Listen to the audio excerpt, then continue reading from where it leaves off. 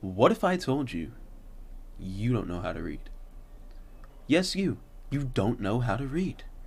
Well, that is, at least according to Professor Gardner's legal argument, which reread this week, week 3, in legal reasoning. And we're going to talk about it. So, Professor Gardner's idea is that, essentially, we're illiterate. Well, not exactly, but we don't know how to read. I'd like to touch on that further, but quick. A monetary obligation. Did you know that 95% of my viewers aren't actually subscribed? I know. Crazy number, right? Especially since yes, you, who doesn't know how to read, also isn't subscribed. So please do me a favor. Go down, hit the like button, subscribe, and put something in the comments. Please. Tuition is really expensive. Anyway, back to the video. So, according to Professor Gardner, as legal professionals, we have to take a different approach to how we read. Just simply looking at a text and reading it isn't good enough. We need to read insightfully and intelligently like smart people. Even if we're just pretending to be. So he says that some legal professionals look at text with the sole purpose of finding materials to build arguments off of.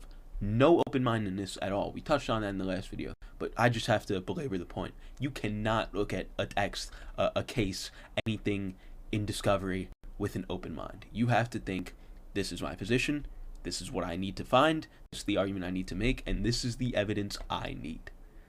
You don't look at the other stuff, and if you find the other stuff, it might not be good. It's easier to look through large portions of materials in a short amount of time when you're kind of like skimming through it like this, and we call this kind of reading, looking for specific facts and ideas, instrumental reading. Now, a bad side effect of this could be that, you're reading through the material really quickly. You're like, oh, I need to find evidence of this, or I need to find that there isn't evidence of this, so I could defend this point. You might be missing some stuff. Essentially, the bigger picture. I don't know if you've heard the saying, you can't see the woods if you're too focused on the trees. It's essentially that. If you're going through all the not paying attention to everything and not going through all the details and just looking for something specific, you're gonna miss stuff.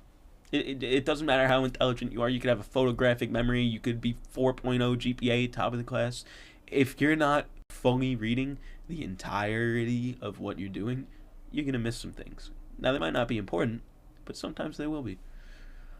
And also, you're gonna misunderstand what you read. Essentially, context is very important, and if you don't have context into what you're reading, you're not gonna get it. You might think you get it because you think you're better than everyone else, but you're not.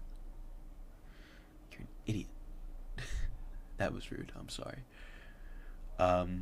This could lead to poorly made, weak arguments being presented, and if you present a poorly made argument, you're not going to win. You're going to lose. Refer to my previous comment.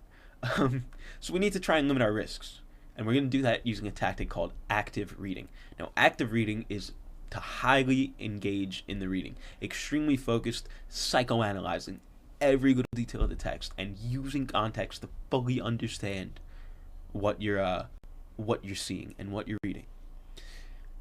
You have to understand every word and the nuances of everything that the writer is trying to mean. Not necessarily the writer, but the situation, what you're reading on. Take instrumental reading as like your sense of confidence. Like, yeah, I'm a good reader. I could figure it out.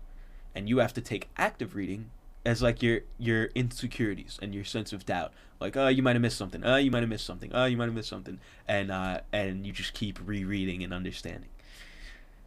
The most important strategy correlated is context. To pay attention to the context. It's important to know the context of what you're reading. And if you're not looking at the context, you're not going to get it. I don't know how many times I have to say it.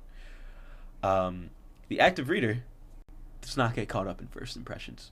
Waits for more information and does not jump to any conclusions. Very important. Big idea right there. We need to practice as active readers, self-challenging, constantly saying, no, there must be more to this. There has to be more to this. There has to be more to this. Just trying to understand it fully. There's no contradiction between active reading and instrumental reading, so we like to combine the two in what we'd call active instrumental reading. going through for the facts, but then circling back and understanding the context of the facts and actually what you need from a case and from evidence. And that way, you're going to construct a really strong argument. Hopefully. I'm putting a lot of faith in you in saying that. So you better not let me down. Anyway, that's the summary on that. If you like the video, make sure you subscribe to the channel. Put the notification bell on so you know when I post. Comment down below. Say something nice. Hit the like button. I really appreciate it. Thank you so much.